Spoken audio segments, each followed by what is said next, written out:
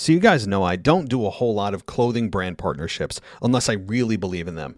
And I found one of those today that I want to share with you because it's really inspiring. It's called Hustle, Grind, Grow. So the website is hustlegrindgrow.com. And who they are is really simple. They're a brand that represents people who are willing to do what other people aren't. What that means is relentlessly pushing through every obstacle to achieve your goal and reach the next level for whatever you're trying to achieve. It's for people who refuse to be outworked by anyone else. Hustle, Grind, Grow. It can be applied to many different areas of your life, from working towards graduation or getting your job, that job promotion that you've wanted, working out, or even starting a new job that others felt was out of your reach.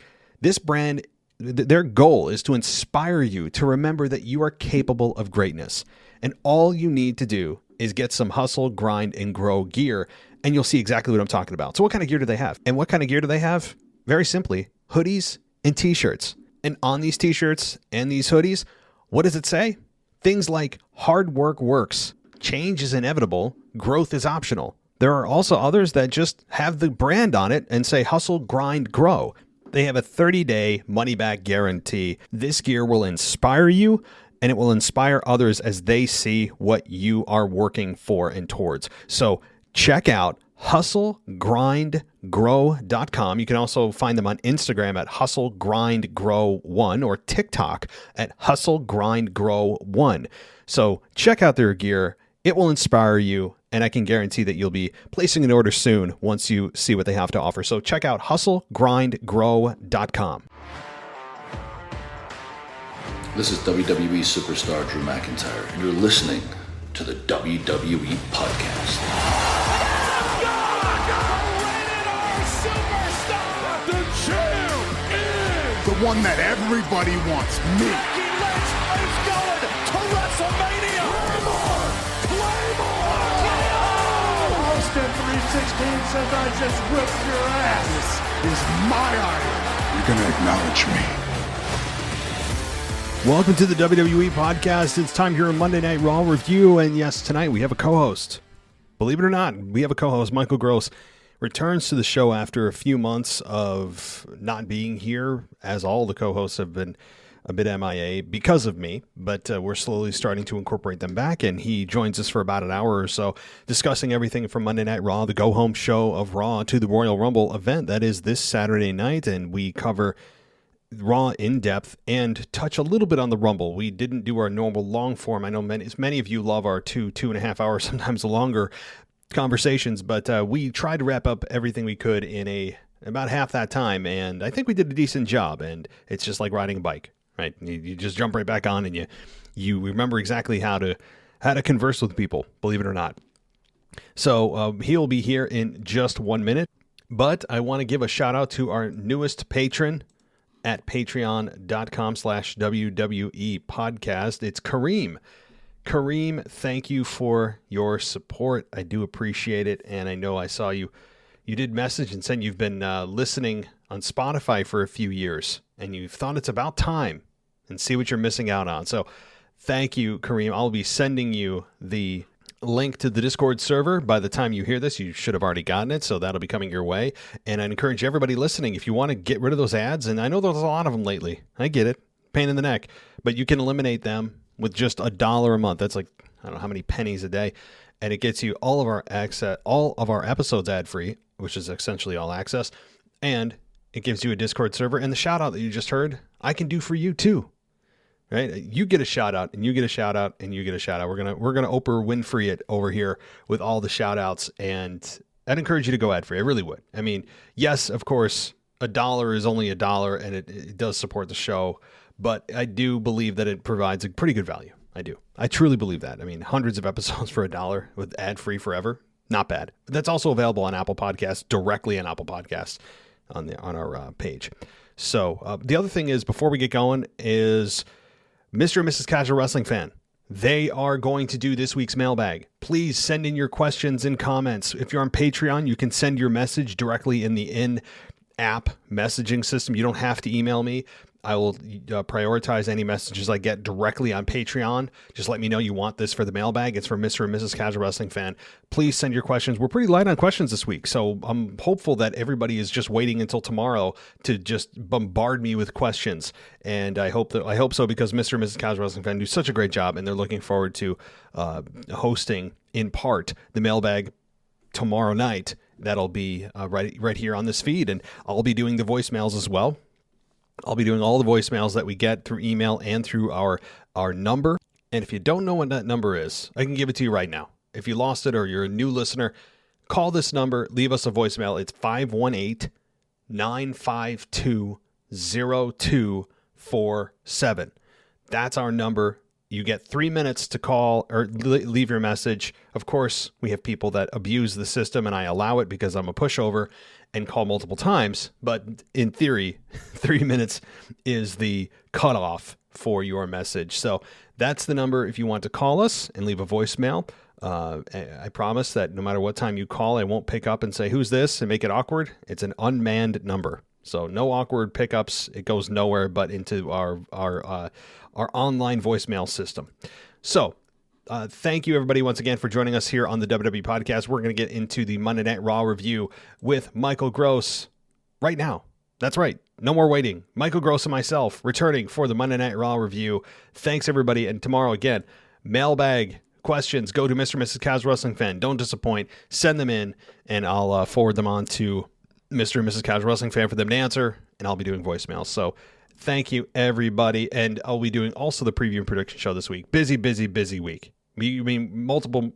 I don't think there's not going to be a day without a show, especially with the Rumble. It's going to be busy. So stay right here. All of your coverage for the Royal Rumble, post-show, everything will be right here. So thanks, everybody. Enjoy the show. And as always, take care. I'll talk to you next time.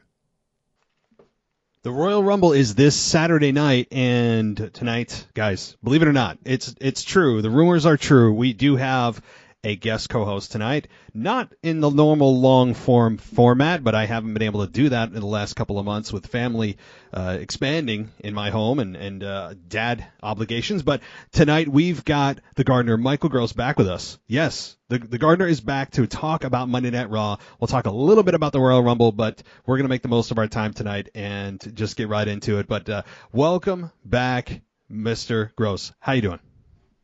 I'm doing fantastic. Thank you for having me back. As always, a pleasure. As always, it's very humbling to be on the show.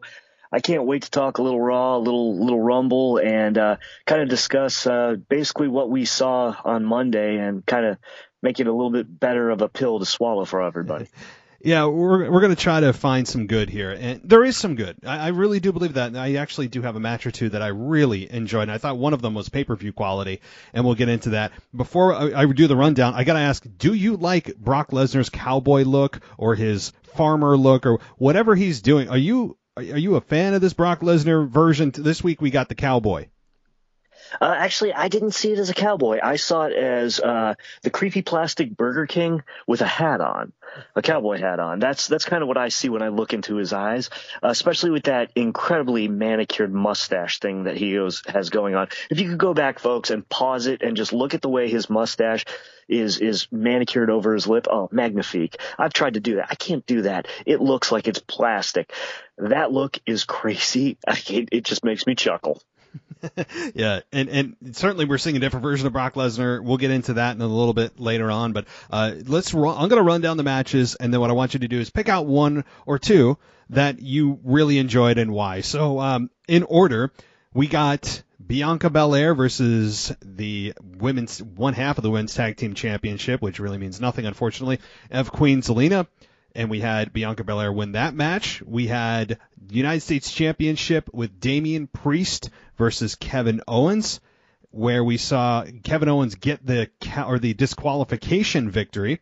We had, a 6-woman tag team match with Ria Ripley, Dana Brooke, Liv Morgan versus Carmella, Tamina, and Nikki ASH, where the winners were Ria Ripley, Dana Brooke, and Liv Morgan by submission. We got that's a segment, a Spelling Bee Academic Challenge. We can maybe talk about that a little bit later on.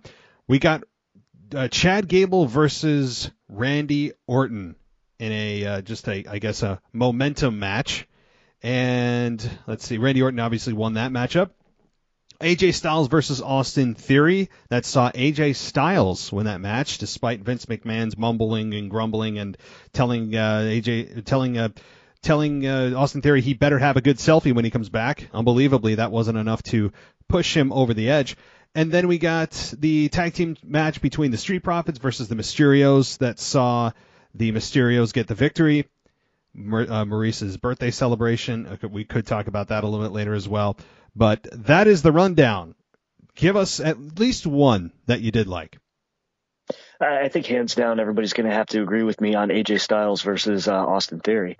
From the pre-match segments, you know that Austin Theory's hot on Vince McMahon's stove, so to speak, right now. I mean, he's got the burner cranked up to 1,000,000. The problem is the direction that you're putting him in with going half goofy and comedic versus his actual push, which is looking good. The match was solid. There was a couple little editing gaffes in there, but that's going to happen with any Raw. Aside from that, though, it was a great match, and I see a much bigger underlying tone here going on. And if people don't see it, it's the fact that week 1 he goes against Finn Balor and defeats him. Week 2 he goes against AJ Styles and loses. But it's because somehow, if you look at it, Finn Balor was the original leader of Bullet Club, and the person who took over for him was AJ Styles. And I think that there's some kind of theme going on here. I don't know why they put Styles over in the end, but I wouldn't be surprised if these three run into each other in the Rumble itself, and that grows into a bigger situation and or maybe a formation of the three.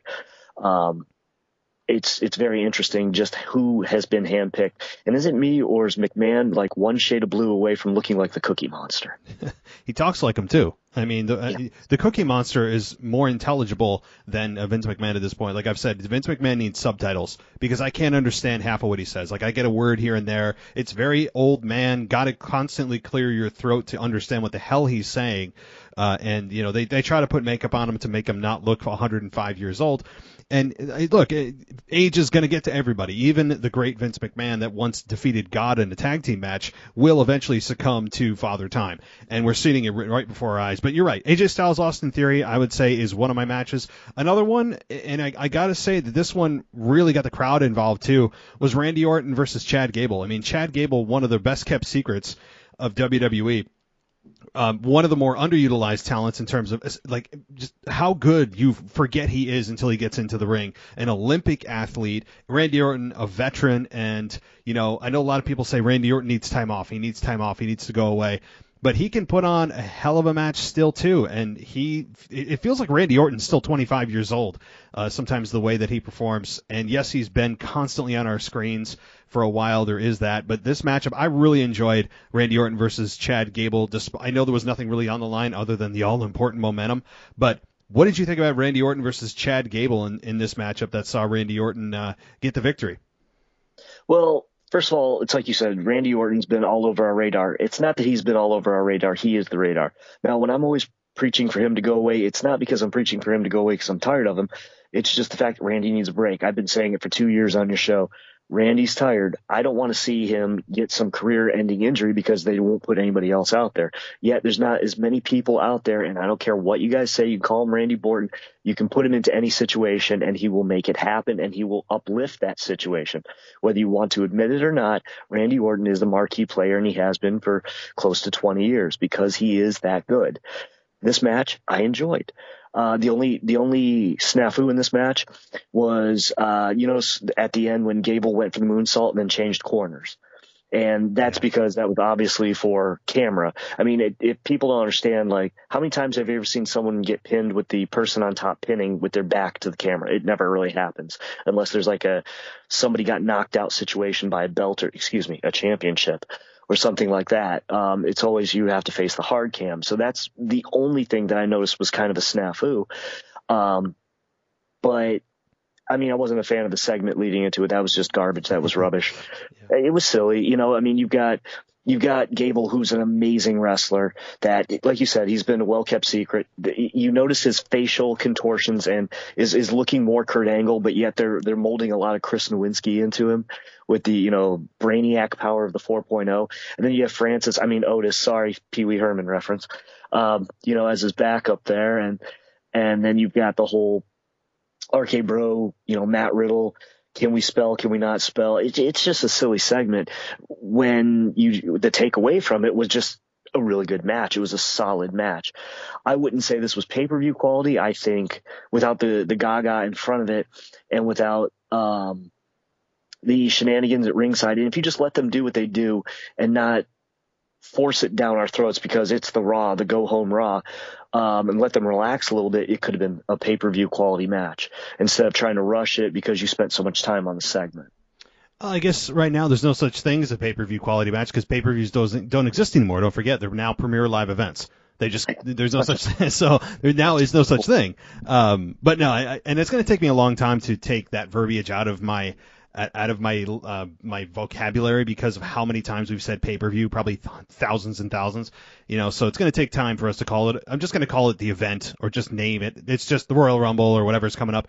So, but I get why they took away the pay-per-view name because pay-per-view is kind of a dead concept. It's all streaming. So it makes sense. But now the one thing I'll say, did you take note of the way that Chad Gable sold that RKO? I mean, the way that he sold that, he got spiked onto the mat in a safe way, but I don't think anybody has ever sold the RKO quite like that, the way Chad Gable did at the end. It was, I really enjoyed it because it was just it looked so devastating, but also safe at the same time. Well, it wasn't your typical go limp and roll onto your back so Randy can take the pin. It was actual selling, like you said, which is a lost art. The only other person who sells of that high caliber quality, excuse me, a little stuttering kicking in there, is Dolph Ziggler. He's the only other person who can get a little poetic license with his selling and really drive a point home to make something look great. I would have actually saved the selling of it looking so good for a pay-per-view match just to make, live event match. I'm such a fool. See, yeah. For a streaming quality match, just to put a bigger exclamation point on it, but it also shows you some of the surprises and secrets that are inside Gable that we saw years ago in NXT that they've kind of, they didn't know what to do. And now also, folks, remember, enjoy Chad Gable while you can, because once Gable Steveson, if he ever actually makes it to the main roster, he's going to just be Chad. You can't have two Gables. He's just going to be Chad, or he'll go back to Shorty G. Yeah. Oh gosh, no, not Shorty. No, dear Lord, no. But and then Otis can fully turn into Francis from Pee-wee's Big Adventure, and then we just got Shorty G and Francis. So let me ask you this too. Now that we have WrestleMania on the horizon, we're officially in WrestleMania season. Do you foresee Matt Riddle versus Randy Orton just Riddle versus Orton at WrestleMania? Don't forget, it's the most stupendous two-night event, because stupendous needed to be defined to us by 18 different ways on SmackDown last week. But do you feel that if this match happens, it's going to be Riddle that turns on Orton, or Orton turns on Riddle, or both, or none, and maybe they're just in a tag team match? Just kind of a quick WrestleMania thought, because a lot of people are thinking that it's going to be Riddle turning on Orton. Well, the money's in Riddle turning on Orton, and if it's going to happen, if the seeds aren't planted at the Rumble itself, then it's not going to happen. It'll be too little too late, or it's going to be really forced. So it needs to, if we're going to have this WrestleMania match, it needs to start. It's so easy to start at the Rumble match itself. And they, bump into each other back to back, the classic. Then they go at it. Orton throws out Matt Riddle. Then later on, it becomes they lose a tag team rematch, something along those points. But Matt Riddle needs to turn on Orton to make it fresh, because we're tired of basically we've gotten something out of Orton now for the better part of a year, where he's in this forced babyface situation, and he's worn it well because he's Randy Orton. He can make anything work, and for him to turn heel again is typically what we're expecting and typically what we're always force-fed. I love Twinkies. I love Twinkies all the time, but sometimes I just want some carrots dipped in hummus. Surprise me. Give me the carrots dipped in hummus, and it's just as good of a treat, a lot more protein, and with more protein, more sustenance, and that's what we need. If Matt Riddle is the heel, more sustenance. Then we've got a better storyline to go with going into WrestleMania. Now, see, guys, this is what you get, what you don't get when I'm just hosting the show. These food analogies don't exist when I am just hosting the show. So see what you're missing out on. But I mean, it's been too long since I've heard that. But yeah, you're exactly right. And I think the money is in Riddle turning on Orton because don't forget the Royal Rumble is also in St. Louis. What is St. Louis? It is Randy Orton's hometown. Right? Exactly. So why wouldn't you want to put the heat immediately on Riddle, where if you try to turn Orton in front of his home crowd, good luck. I mean, it's not going to happen. So I think the stage is set for Riddle to possibly turn on Orton on this Saturday night. So, all right. Well, let's continue on here with. Did you have any other with Monday Night Raw? But did you have any other matches you really liked, or are you about ready to go into the matches maybe that you weren't such a fan of? Well, basically, those were the two best matches of the night, hands down. We didn't have a whole lot of real wrestling because we had so many segments, but we can talk about that in a second. The only other thing I wanted to touch on was Kevin Owens versus Damian Priest was just very convoluted, and while it has all the potential in the world to be great, and these guys have worked each other in Ring of Honor many years ago, and of course back then as Punishment Martinez, he was very, very green, Damian Priest, that is. So what I'd like to touch on real quick is the fact that the match has all the potential in the world, and it fell short because I'm sure you noticed Damian Priest's turn into a psycho was very watered down and very I don't know what the term is. It was stodgy. It was like he was rusty. Like, I should turn now. Oh, I'm gonna give him those forearms and. Mm-hmm. Yeah, that was the boss at work, which I'm sure he probably needs me at this point, but he can hold for a minute. So yeah, what it comes down to is when he went and did all those elbow attacks, it looked very weak. It looked very like he was convincing himself to turn. Yeah, it looked forced. It looked like, you're exactly right. He looked at his watch. He's like, "Oh crap! It's time to turn on the dark side of me, or let's go and get into character." Yeah, it's exactly right. And I actually am a Damian Priest fan. I think that he's got a great speaking voice. He's got one of the more deep, masculine, commanding voices on the roster. If Vince McMahon could transplant Damian Priest's voice into Brock Lesnar's body, I think he would, he would have that'd be his wet dream. But we have a situation here with Kevin Owens, who is playing the heel, versus Damian Priest, who is supposed to be the babyface, and yet now this side of Damian Priest is costing him matches where he gets disqualified. The crowd's booing because they don't like a non-finish. They feel like they've been cheated, and understandably. And Damian Priest, who is turned, is now got the crowd angry because, hell, we didn't get a finish, and this is our babyface who didn't allow us to get a clean finish. And, it's just kind of a weird thing, and I don't understand why he's called himself the demon that comes out of him as Damien. That's your name. Like, can't you name it something else? Because that's already your first name. It's weird that he names the darkness Damien when that's his first name already. That's a little weird. But, I mean, I get that whole part of it, and he has a nice look in his eyes. He's got that psychotic look in his eyes. And that, to me, it's believable. But this particular instance, I think, was very forced, very manufactured. And I think the crowd would also be in lockstep with us because they felt cheated out of the finish of this, which seems like it's maybe going to bleed into the Royal Rumble. And maybe that's the whole point. We didn't get a clean finish because they're going to have a rematch at the Royal Rumble. Yeah, that seems to be the natural progression and the setup that they're going towards, which, fine, let's go down that road. But also we need to figure out who's going to be the clear-cut babyface, who's going to be the clear-cut heel, because this was very confusing for the live audience. If you noticed, first they're cheering Priest, and then they're cheering Owens. And I'm going, okay, which is fine. I don't care. I've seen face versus face and heel versus heel before. But the fact that both are on the cusp of being either throws a lot of confusion into it, and it makes you go, okay, what kind of character development do we have if Owens is using heel tactics, but he's supposed to be a babyface, and Damian Priest is supposed to be your babyface going in, but he snaps on you. It leaves you going, how do we sink our teeth into this? How do we buy into it a little bit more? Because it leaves you with, it could be the world's greatest match, but it leaves you very confused as to why we're caring, what's really on the line. Yeah, it does. And, it's something that I think WWE views Kevin Owens in forever is just this mid upper card. I don't think they'll ever view Kevin Owens as that top guy that's going to lead the roster to the promised land. And I think that that's where they will forever view Kevin Owens. While he visits the main event, he very rarely ever has a significant title run with the top belt. Yes, he was Universal Champion. That was cut short by Goldberg. He was handed it by, I believe, Triple H. SummerSlam, or was the Raw after SummerSlam, something along those lines, 5, 6, 7 years ago. Yeah.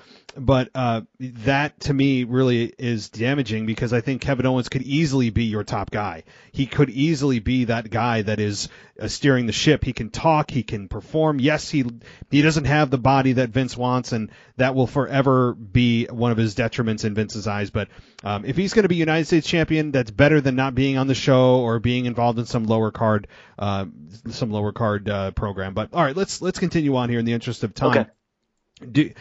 Do you have? Let's see. So we just covered the United States Championship match. Let me just ask you, what about Bianca Belair defeating Queen Zelina? I guess while it was a predictable outcome, do you feel that Queen Zelina is, while her record is terrible, do you think that she's benefiting from even when she continually loses? And do you think also in turn that Bianca Belair is gaining anything by beating Queen Zelina or not? This is another spinning wheel situation. This is another one where they say, okay, let's throw them out there to remind everybody that we're having a females Royal Rumble match. They also talked about how Bianca had won it last year and all that momentum. And it's like, you also have to realize that all that momentum paid off in a steady year of nothing but mediocrity for Bianca Belair. So by rolling her out and talking about her great accolades from winning the Royal Rumble, you said, great, you can be locked into less than the mid card. It was the wrong person to wheel out for that situation. But then again, how many female Royal Rumble winners have you had? It's better off putting her in a situation in an interview where she's angry about the fact that I don't want to say, she couldn't use the term her push stopped, but her momentum stopped because she got caught up in red tape. There's other ways to word things, but that she plans on becoming the very first ever two-time female Royal Rumble Women's Champion. I can get it out. The word was there, using my words. And you can do more with that, and then have Zelina take on it could be an NXT person just to keep her momentum going too, because what's the point of winning the Queen of the Ring if you do nothing with it? Then again, what's the point of winning the King of the Ring? And for Lord's sake, she's Latina. We don't need the fake British accent. But with it being said, it was a waste of a match, and it was very, very botchy. There's better things for both of them. There's better ways to use them, especially Bianca in more of a frustrated interview segment. And then talking about, you could just show some images of some of the people she threw out and how she plans to do it again. Short, sweet, to the point. And then as far as Zelina goes, I mean, to make that crown on her head worth something, first of all, if she's a tag champion, why don't you put her in a tag match? That makes more sense. And second of all, if she's going to be the actual queen, like I said, let's preserve that so-called upgrading and just roll over an NXT hopeful or something like that. And then just have her cut a little scathing promo about, the Royal Rumble's about royalty, and she's the only royalty of any female in the WWE. Better way to do it. Yeah, for whatever reason, WWE is just locked in for whoever wins the King of the Ring and or now the Queen's Crown, which is just Queen of the Ring. Why they couldn't just call it Queen of the Ring, I still don't know. So the Queen's Crown. Why they feel that whoever wins these, every single time that person has to undergo some character change to have this disillusion that they are an actual king or queen, and they start speaking in old English, like, you're my peasants, and how art thou, and hear ye, and they carry scepters, and they play dress up every week, and they wear. Why does everyone who wins this have to go into this stage play type of mentality? Why do we have to watch this? I don't care if it's babyface or heel. It doesn't make any sense to me. All you're doing in telling the audience of whoever wins this is they're just going to play dress up for the next 6 to 12 months. They're not going to be really afforded any opportunities in terms of championships. It's just a way to change their character into the very stereotypical, I'm a king, you're my peasants, and you're the common people. It's the same thing over and over and over. I just wish that the person who wins the King of the Ring or Queen of the Ring is actually afforded something of substance, not just this like, community theater. Let's, pick up some props from Spirit Halloween and wear them around for the next, year. I don't know. I just wish it meant more, and that's why I don't really care for King of the Ring or Queen of the Ring. If they're just going to do this on a yearly basis and trot out baby faces and heels that are delusioned into believing they're kings and queens, and also have people play along with it. That's the worst part about King Xavier, is that the people are playing along with it backstage and kissing his rings and all these just nonsense. So I don't know if you feel the same way, but I wish it just meant more. It was an actual opportunity to springboard a talent forward. Well, you're absolutely right, because you look at some of the past King of the Ring winners, and I'll keep this brief. Stone Cold Steve Austin, I don't see a scepter in his hand or a crown. Edge, Kurt Angle, those are great examples of, because they didn't want to put another belt on him, but they knew there was something else for him down the road. So how do you preserve, and at the time, the Intercontinental belt did mean something. So you already have somebody on that path and that push. But you're not sure if that person, whoever was Intercontinental at the time, was ready for the next big step up. So let's have them win the King of the Ring, which means they can bully their way into higher than Intercontinental matches. It was a good stepping stone then. It also kind of helped deflate the Intercontinental title, but there's other things they did to deflate that.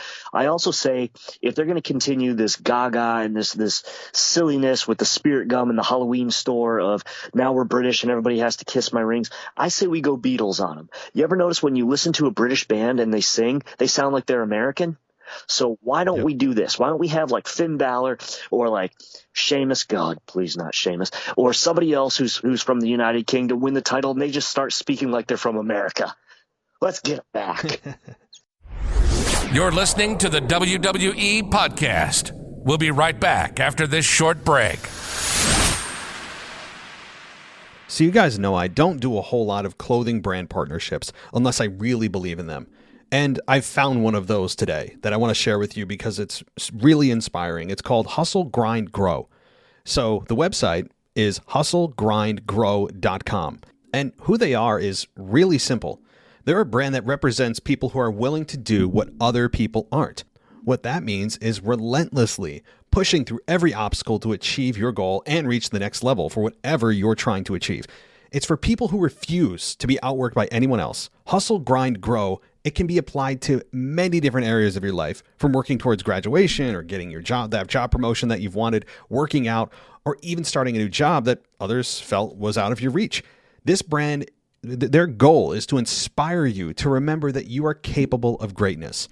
And all you need to do is get some Hustle, Grind, and Grow gear, and you'll see exactly what I'm talking about. So what kind of gear do they have? And what kind of gear do they have? Very simply, hoodies and t-shirts. And on these t-shirts and these hoodies, what does it say?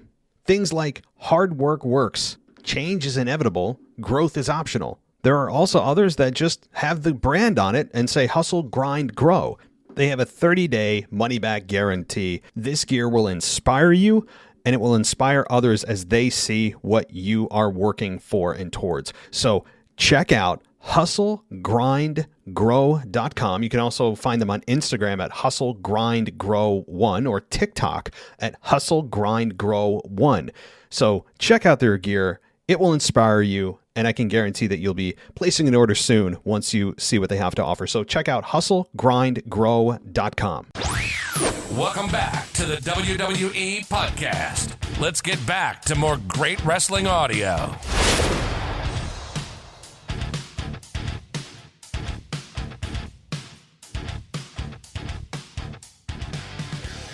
Yeah, why not? We never see it go the other way. And yeah, that's exactly right. And that would be something to see. And I think that your point about Zelina being, she's Latina, what the hell is she adopting this for? The one thing I'll give them credit for with that, though, is they don't pretend that she suddenly is Kofi Kingston with a Jamaican accent and you're supposed to actually believe it. Because Zelina, during her promos, when she gets angry, starts like going off in Spanish in her normal voice and then kind of correcting herself and going back. So it's very intentional that that we are supposed to know that, yeah, she's adopted it, but in a way that's only supposed to annoy you, not make you actually believe that she has a British accent now. So there is that where she kind of snaps into her Latina angry mode and starts speaking in Spanish, and then comes back to British. I'm a queen. I need to have class and prestige. So there is that. But as far as this match goes, kind of circling back, Bianca Belair defeating Queen Zelina is nothing that is going to really do anything for Bianca or hurt Zelina, because it's a very predictable outcome. They tried to frame Zelina as resourceful, and she's very quick-witted, and all. They tried to play on her mental game more than her physical, which makes sense because Bianca Belair is an absolute beast in the ring.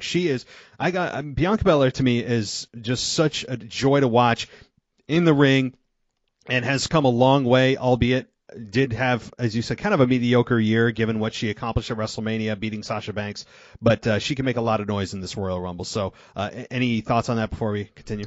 No, not really. It's for her, basically, if she does not repeat as the Rumble winner, which at this point to me is very, very iffy, just because I feel the women's division is clearly turned upside down. But that's a discussion for another day. Then they have to have some kind of plan, something for her to do. And I don't mean just tag team stuff. I mean, like, there are ways to build storylines, to have a feud that actually means something, as long as you give it proper airtime and not blow off, stuff. And obviously not the same match that we've seen a million times. Give me just angry butting heads, Bianca versus Rhea Ripley. Let me watch those two be the two big female hosses they are, doing the things that only the two of them can do at their strength points. And I want, limited pull-apart segments, not like the Doudrop, Becky Lynch that we saw tonight, but I'm talking about, more substance, more sustenance, and just give me a reason to tune in. And if there's not going to be a belt on the line, because that's the thing, if you're not wrestling for a championship in the women's division, you're just going out there as time killer to prove that you have a women's division. Give me a storyline, and not a Montez's cheating storyline. Give me something else, and just stick to your guns on it. And if you can build those, because those two will just elevate each other. It'd be like one of those situations where Aleister Black took on Buddy Murphy, and both are unemployed. Oh, maybe this isn't a good one, but both look great coming out of it. Yeah, sorry, folks. Sorry if you're listening out there. I apologize to both of you. But both can be elevated just out of their in-ring work. We don't have to have these conference calls and debates and everything else. Let these two just go at it like they hate each other, and then give us a legitimate reason that doesn't involve infidelity, and just let them tear the house down for a few months, and they'll become more of a focal point than whoever Charlotte or Sasha or Bayley or Becky or Doudrop is wrestling. I mean, look at the way that the Royal Rumble for the women ended last year. I think it was way better than the men's Royal Rumble last year, the way it ended anyway, with Bianca Belair versus Rhea Ripley. I think those were the final two competitors. And I remember watching it was such a great back and forth until Bianca finally did win, as we all know. But those two in the ring together, it's always magic. The way their styles complement each other. They're both powerhouse women. They're both alpha females, so to speak. I can't wait until they eventually lock horns again. It's going to be so much fun to watch because their styles are just perfect in the ring. And so yeah, it'll eventually happen. And plus, you look at Queen Zelina. They're touting that she's a tag team champion, women's tag team champion, like it's some kind of accomplishment. You're a tag team champion in a division that doesn't exist. You don't have a women's tag team division. There is no women's tag team division. There was no other women tag teams other than Queen Zelina and Carmella. That's it. It's embarrassing. I mean, how do you have a champion where no one is opposing you? I mean, I could wear a championship belt. It's like the equivalent of me wearing a championship belt around my house, claiming I'm the champion of my home, but no one's opposing me because there's nobody in here to oppose me. I mean, I guess I have my wife and kids, but like, you know what I mean? Like it's unbelievably just embarrassing and disrespectful to the women's division, especially the tag team division, when you just have champions with nobody in the division, none. So I don't know. No, I agree. All right. Yeah, go ahead. Because I heard your wife can do a roll up. And we all know. Yeah, move. So, okay. Yeah, that's true. I gotta watch out for that. She is capable of the roll up, so I don't want to. I don't want to. I do have a championship belt sitting in my office here, so perhaps she is planning and plotting of when she's going to be able to just I'll have my back turned in the kitchen, and she'll come around and just roll me up. All right. Well, moving on here, I've got the Mysterios versus the Street Profits. Mysterios end up winning this match, as well as the 6 women tag team matchup, where Ria Ripley and Dana and Liv Morgan did win that match via submission. So I guess talk about one or both or none if you don't have any comments on them. Well, as far as the females go, that's another one of those situations where, okay, look, we have females, we have a female Royal Rumble going, so let's show as many females as possible. I get it, I understand, but that's also what cheapens the division. Is almost any time there's going to be a women's match, it's like 6 or more women. It's okay. We're forcing them out. It's look at us, equal rights. Come on. If you're gonna do it right. Flip side of the coin with the Street Profits and the Mysterios and Dirty Dogs and everything else. It's like it becomes anybody can turn on anybody because you have no friends in the Royal Rumble. We get it because we've been dealing with this cliche since the second Royal Rumble, because the first one was a surprise that I watched on the USA Network, okay? And there was no lead up. We didn't know what we were going to get, and Lord knows if Hacksaw Jim Duggan actually got that WrestleMania title shot, the world would be a different place. But so that's what these segments were, and it's to emphasize that you have no friends, and they're almost like back-to-back kind of things. It's the women have no friends and the men have no friends, and whoever you're tagging with today could be the last person in the ring with you tomorrow. Can you throw them over the rope, even if it's your own son? What if it's your father? What if it's the janitor? What if it's Ralphus, who used to walk Chris Jericho to the ring? We don't know, but can you do it? Or if you're Johnny Knoxville, you can. Any celebrity that comes in just embarrasses the wrestler. So I mean, if you're Johnny Knoxville, which is just I don't know, guys. I know we're not talking about SmackDown, but man, if this was 20 years ago, this might be like a halfway cool thing to do. But maybe Vince McMahon is just catching up on reality TV. I don't know. From 20 freaking years ago. But yeah, you're right. I mean, they're just unfortunately, it feels like they're checking a box. Like they're looking at their sheet, going, we need more women's representation. We need more women on the show. Even though there's not really a program going on here, let's just throw all the women in one segment that we haven't done anything with tonight, and we'll check the box and can say, see, they all get on the mat, all on the show. Unfortunately for them, this is a short match, and yes, it had Ripley win via submission after she applied. I think it's the Prism Trap. I think that's the name of it. Yeah. And so Carmella loses. Who cares? Carmella loses almost every match she's in. I mean, the only halfway interesting program they have going on with any of these 6 women is Nikki turning heel, which I think is long overdue. I'm a big fan of Nikki turning heel. I thought her gimmick to begin with was a heel gimmick in hiding, essentially, of her just delusional that she's almost a superhero. I was never a fan of that. Some people loved it, and that's great. I couldn't stand it. So her in this role makes sense. And Rhea wanting to get her hands on Nikki is, to me, the only story that I seem to care about in this entire 6-woman tag match. What did you think about the Rey Mysterio tag team match? High spots. To me,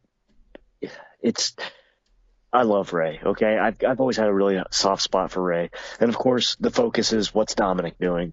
It's been that way since Dominic has come in. We know this. And, of course, you watch Montez. Montez and Rey are going to do stuff that just will blow your mind. If you guys let these guys just go, it would just be insanity, but it would be almost borderline gymnastics. It's rushed. To me, at the end of the day, it's more the storyline underneath, and it was just more to get the point across that everybody's going to turn on everybody in the Rumble. That's all I really get out of it. Match, decent, okay, filler. It was kind of pointless, really, because there's no payoff to it. That's the only thing, is the whole payoff to having these two teams go against each other, because there's no real, as far as I knew, and you can correct me if I'm wrong, but they didn't announce any kind of contendership or anything like that going into this match, right? There's no steps. No. Yeah. Nope. So with them both leaning into the babyface territory and no sign of Dawkins or Dominic turning on their respected partners, really the whole message to this and the whole thing behind it was, what's going to happen in the Royal Rumble? Can you trust your own partner or your own family? That's all I got out of it. But it was okay. It was forced. I don't mean it in a mean way. It's basically, it was to get the point across. That's what that, and that's the only thing this match was good for.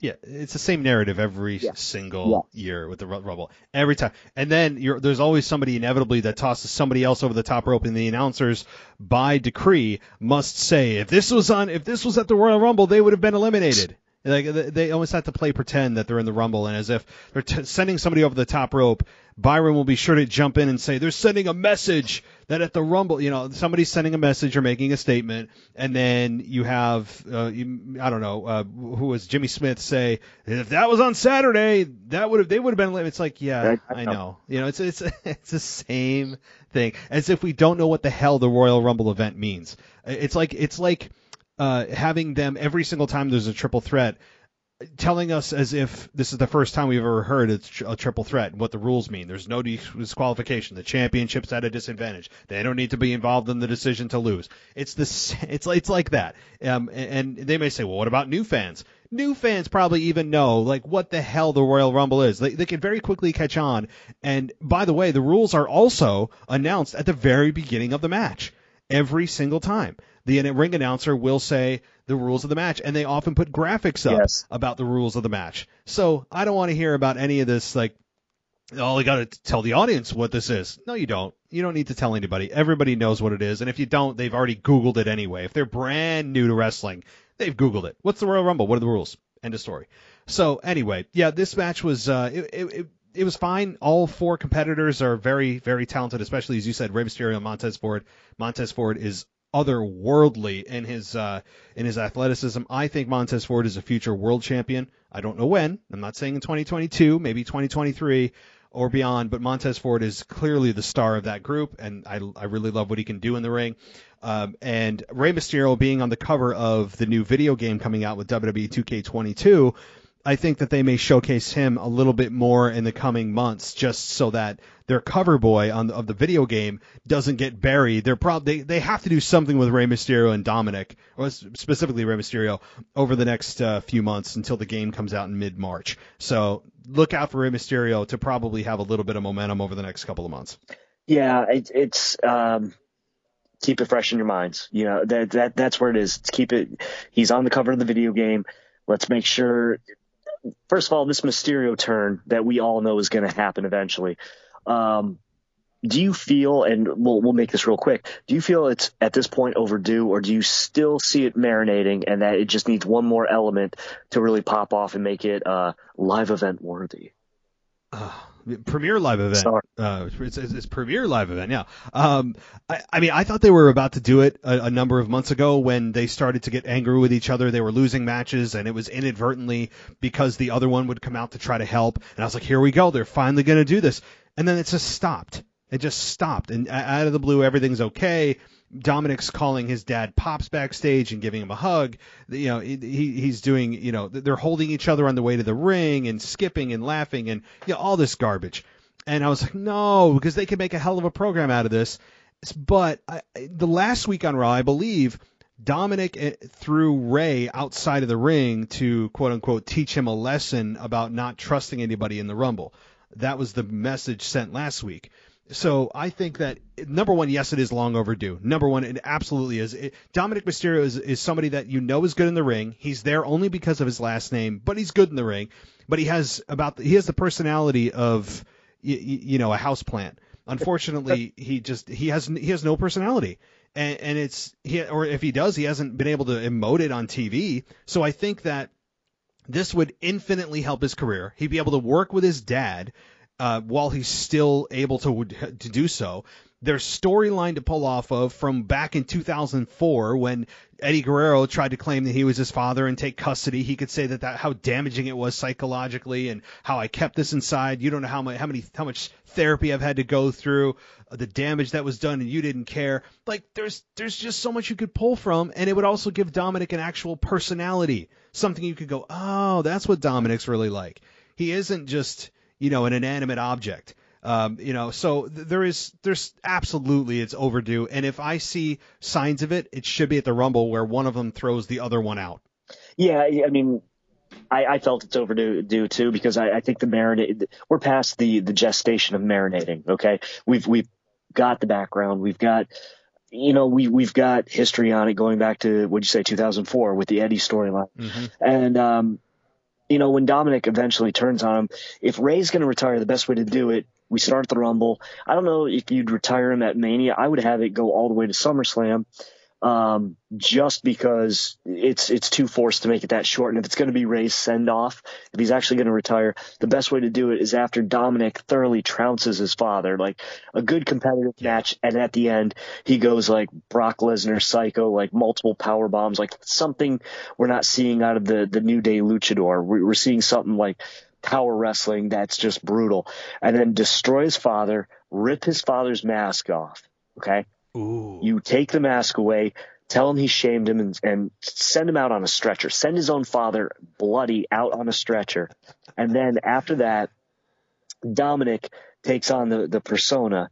And instead of wearing the mask, he wears a new mask that he fancies out of his father's that shows his face but just covers the top of his head and the sides. Now, as silly as it sounds, folks, listen to me, because he's not ashamed to show his face like his father was.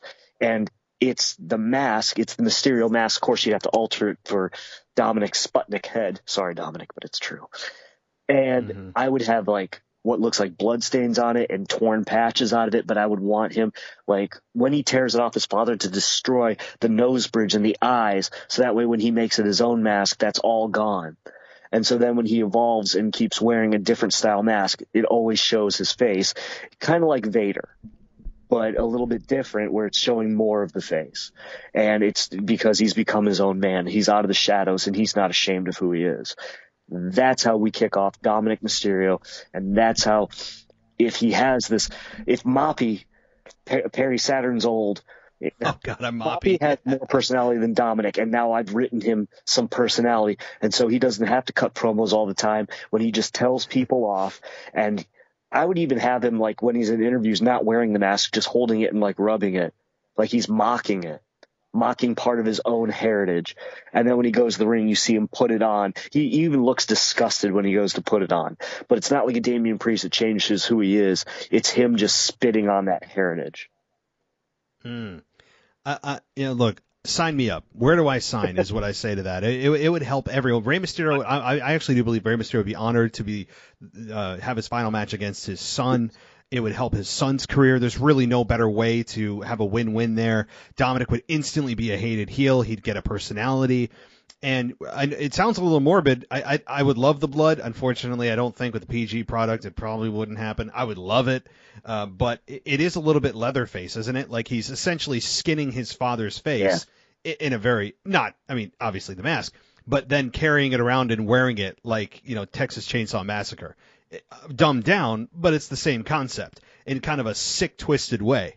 So that is, I love that. I have my doubts that WWE would do this. I could just see Rey Mysterio having his final match with, I don't know, against whoever, and Dominic's ringside, and they both hug each other, and they cry, and everyone cheers, and Rey Mysterio goes off into the sunset, whenever that may be. Maybe it's in 2022, or who knows.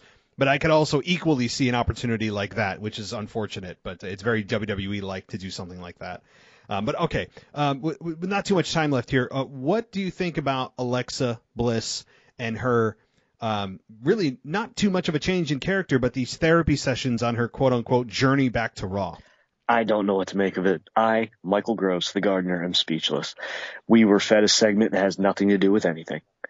I get the fact that they're trying to resurrect her into the women's scene, which of course is going to happen at the Rumble. If they don't, then the whole point of this buildup is just inane.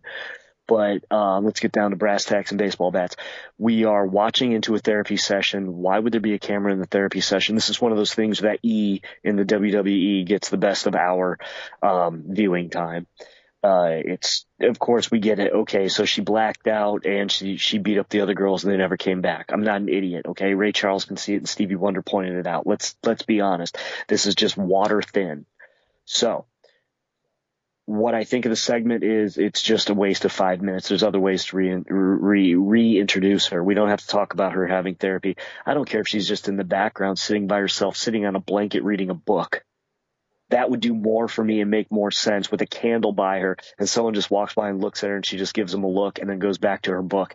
I can do more with that and imagine it in my mind.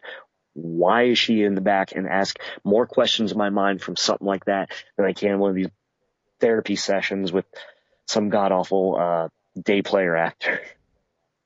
No, and I'd imagine that based on this, with Lily being destroyed by Charlotte, she should go after Charlotte when she returns. But the weirdest thing about this character, I don't even hate the character. She does a good job with what she's given because she's all in on it, and I respect that. Even if it's a bad character at times or just a hokey character at times, she is all in, and she's a good actress, and that really helps. And she is committed to her role, and I respect that. But the weirdest thing about this is that she's been in a role with this character where she's essentially 95% backstage.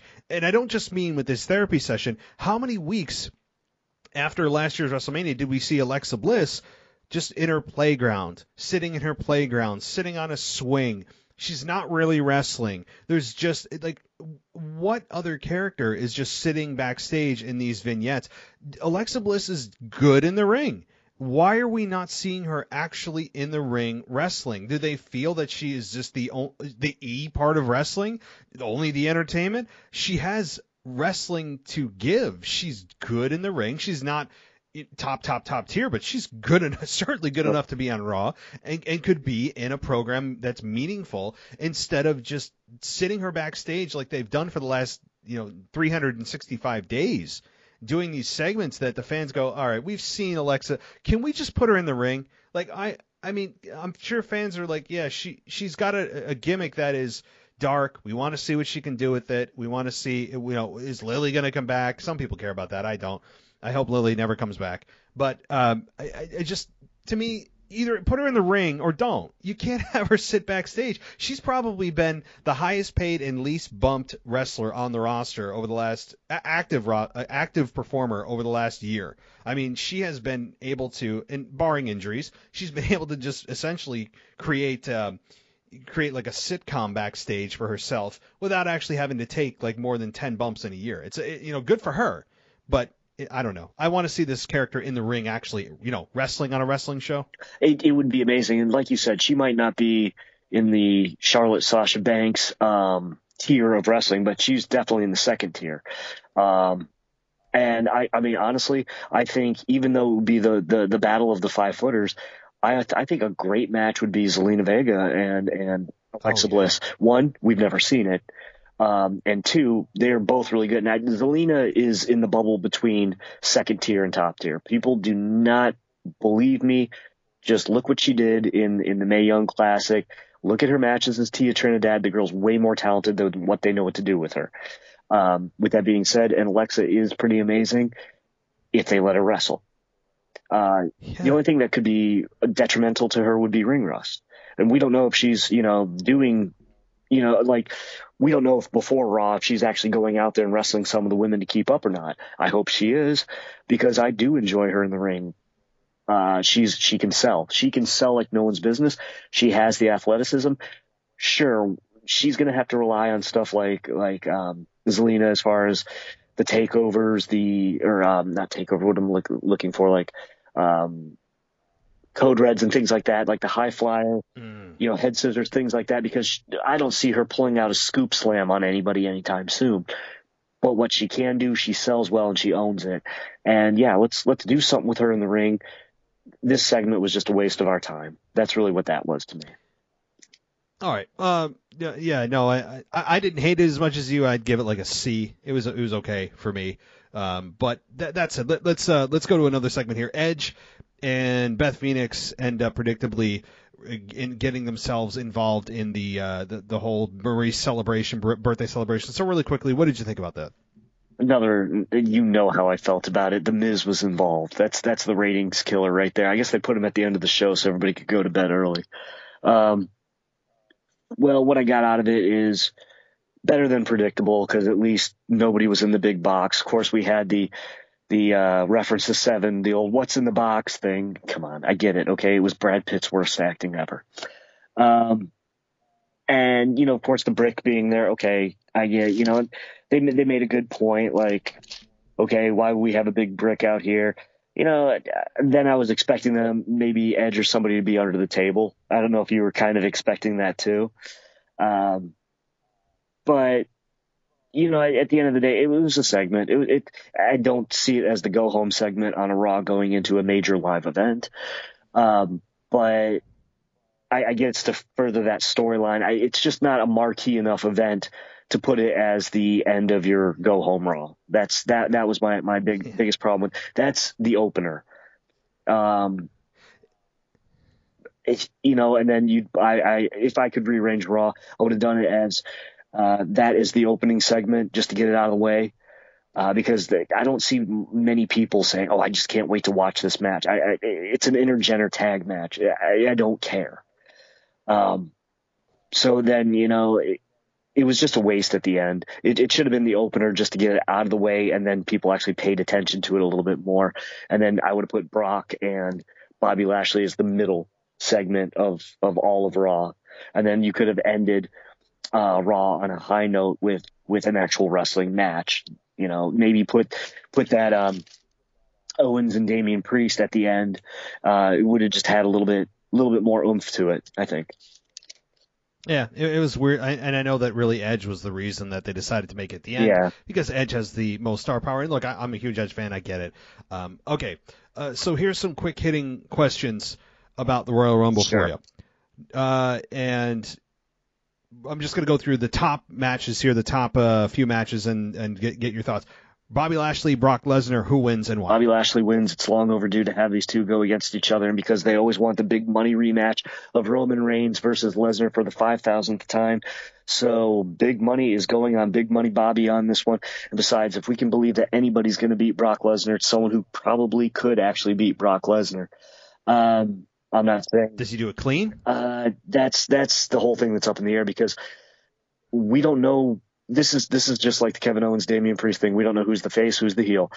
I know. MVP can play that. MVP and Lesnar, just let me have those two debate all night. It's great watching those two on the stick. And you've got those two intangibles, so it can go either way with the screwy, wonky finish. There's nobody in their right mind that would interfere in that without getting killed by the two of those bulldozers. So I don't see the only people who can interfere are the managers. And so it's not going to be the Hurt Lock. If it's anything, it's the spear. It's going to be it has to be the spear. And I'm just curious to see what this Hoss on Hoss match is going to be like and how we're going to pull this off.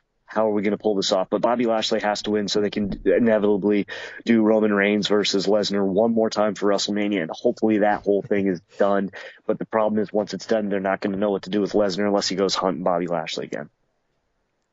Roman Reigns, Seth Rollins. Roman Reigns definitely, because that's that WrestleMania setup. Yeah, I'm with you on that. Okay, Royal Rumble winner for the men and women.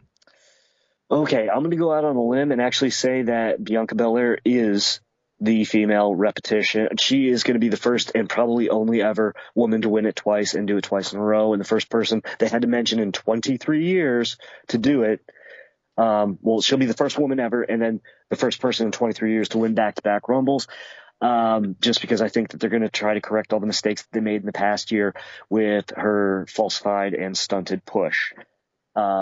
So we're going with Bianca Belair on this one, definitely. And for the men's, so we have to look at if Bobby Lashley's going to win it all, then who are we going to build to take him on? And that one is just too confusing. I hate to say Big E because I don't want to see that rematch. I don't want to see that in any way. I just don't know where that's going to go. This one is the hardest one to predict because they're setting up Lesnar versus Reigns again. We all know this. So Lesnar is not going to be in the Rumble, but if he bullies his way into it, then it's him, and that sets up he versus Reigns, and then they've got time to try to pick and choose whoever's going to go against Lashley. So this one, believe it or not, folks, I'm going to say is too hard to call because they've done a really good job of not building up enough main event level caliber talent for the top tier. That is one unintended side effect that they've had, and it's not something I'm sure they wanted as far as their inability to create new stars and big stars, but their inability to create new stars, big stars, actually has one positive effect in that you don't know who the hell is going to win because there is just everyone seems like on a level playing field. Exactly. So there is that level. That is one thing, yeah. So I'd agree on that. But all right, any final comments or closing statements you'd like to make before we close things out? Okay, as far as before we close things out, what I'm going to say is here are my Royal Rumble predictions for all your surprise entrants, okay? We're going to make it real easy. We're going to get Walter. Probably John Morrison. These are your so-called surprises. Eric Rowan. Corey Graves makes his in-ring return. If Edge somehow ends up in the Royal Rumble also, for the first time in many years, Gangrel comes back. Please no. No. Okay. For a guitar versus guitar segment, Elias versus Boogs. In a situation that nobody wants to see, including yours truly, and then finally making it to the ring after all these years, Curtis Axel gets into the Rumble. Okay. Well, no, he's still in the Rumble. Remember, he never was eliminated from like the Rumble he was involved in. He's going on many years now, like several years. So that's going to be your surprises. And what's going to happen is when you tune into the Royal Rumble, you're going to hear this phrase over and over again. You never know what's going to happen here in the WWE. You're going to hear that so many times. You never know what to expect, especially during Royal Rumble season. And of course, they're going to have to dust off one old person. So like, older, like Lawler or some other legend that shouldn't be in there, that has no chance in winning. It cheapens the product when you have Johnny Knoxville in there, who's never going to win it. Maybe Drew Carey comes out of retirement. Maybe Kane shows up. And of course, you have to talk about how he held the record for eliminations until Roman Reigns came along, so on and so forth. Anybody hoping for Jon Moxley, forget it, guys. It's not going to happen. Anybody else you're thinking from Impact, it's probably not going to happen. I'm going to say probably. The one person I would like to say or see in there that could come off of the outside, from a different promotion that might cause a little stir, maybe Nick Aldis, the former Magnus, who was the champion of the NWA for a long time, just because the NWA doesn't have contract strangleholds as much. So they might be able to buy him out for one day, pay Billy Corgan some money and say, hey, can we use Nick? We'll make him look good, have him do a couple eliminations and then pop him out. It would be good, beneficial to the NWA. Of course, you're going to have NXT people in there, maybe. At this point, maybe Braun Breaker. I can see him. So that's what I see as far as your surprise entrance. Yeah, I'm with you on that. I think Brock Lesnar does make his way in the Rumble personally, and has a nice little face-to-face with Omos. That's going to be a fun little kind of face-to-face, teasing a future matchup at some point. That's going to be, while Omos is very limited in the ring, the visual of Brock Lesnar versus Omos will get a lot of people excited. So yeah, and I'll save my predictions for later in the week. I still am going to cop out and say I don't have them yet. But also in the interest of time. But it has been so much fun having you back. I'm glad that you were able to make some time here, and I was able to carve out some time here as I think I hear my child screaming. So this is going to be fun. But before I go, let everyone know where they can find you. Sure. Everybody can find me on Twitter at 144Captain, and a real quick shout out to a couple of people, and I'll keep this brief. Some newer followers since last I've been on the show, a guy named Joel Postle, I believe. He's from Brisbane.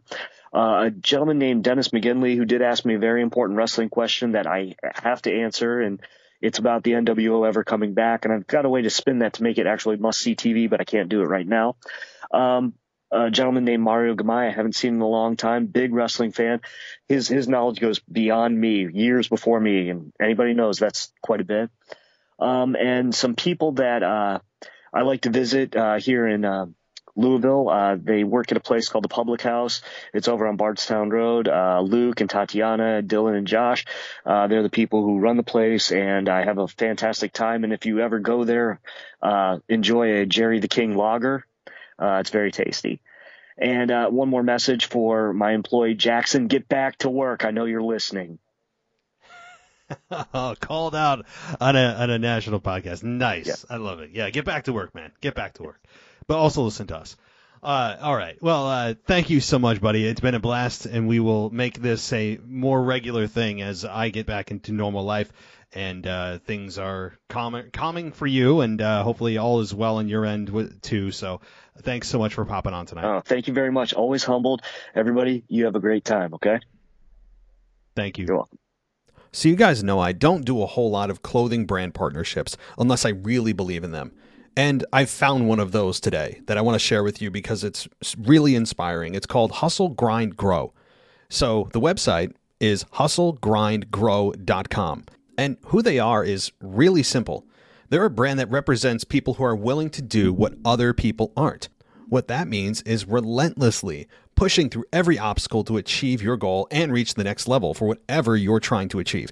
It's for people who refuse to be outworked by anyone else. Hustle, Grind, Grow. It can be applied to many different areas of your life, from working towards graduation or getting your job, that job promotion that you've wanted, working out, or even starting a new job that others felt was out of your reach. This brand, their goal is to inspire you to remember that you are capable of greatness. And all you need to do is get some Hustle, Grind, and Grow gear, and you'll see exactly what I'm talking about. So what kind of gear do they have? And what kind of gear do they have? Very simply, hoodies and t-shirts. And on these t-shirts and these hoodies, what does it say? Things like hard work works, change is inevitable, growth is optional. There are also others that just have the brand on it and say Hustle, Grind, Grow. They have a 30-day money-back guarantee. This gear will inspire you, and it will inspire others as they see what you are working for and towards. So check out hustlegrindgrow.com. You can also find them on Instagram at hustlegrindgrow1 or TikTok at hustlegrindgrow1. So check out their gear. It will inspire you, and I can guarantee that you'll be placing an order soon once you see what they have to offer. So check out hustlegrindgrow.com. Thanks for listening to the WWE Podcast. Don't forget to subscribe on your favorite podcast app so you don't miss a show, or head to WWEpodcast.com. And for all of these shows ad-free, head over to patreon.com/WWE Podcast. Until then, we'll see you next time.